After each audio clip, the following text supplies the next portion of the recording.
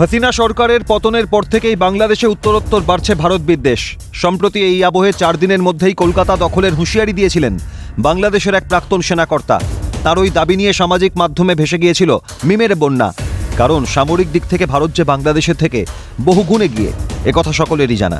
এরপরেও ভারত বিরোধিতাকে জাহির করতে গিয়ে বারংবার হাস্যকর মন্তব্য করেছেন পদ্মাপাড়ের মানুষরা।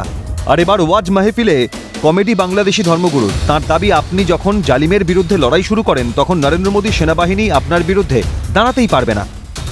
তুমি এই জালিম ফিরাউন নরেন্দ্র মোদীর বিরুদ্ধে মুহাম্মদুর রাসূলুল্লাহ সাল্লাল্লাহু আলাইহি ওয়াসাল্লামের গজওয়াতুল হিন্দের নামে ঝাঁপাইয়া পড়বা। নরেন্দ্র মোদীর সমস্ত ট্যাঙ্ক, এনটিআরএফ আর হেলিকপ্টার আর প্যাসেঞ্জার আর বোমারু বিমান সব অকেজো হয়ে যাবে। নরেন্দ্র মোদীর কোন সেনাবাহিনী তোমার সামনে লড়তেই পারবে।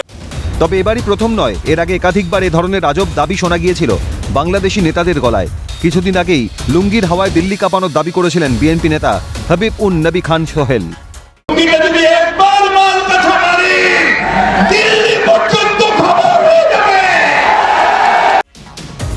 এখানেই প্রশ্ন উঠছে যে বারংবার কেন এ ধরনের হাস্যস্কর মন্তব্য করছেন পদ্মাপাড়ের নেতারা?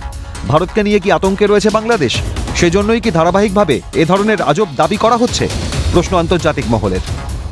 ক্যালকাটা নিউজ।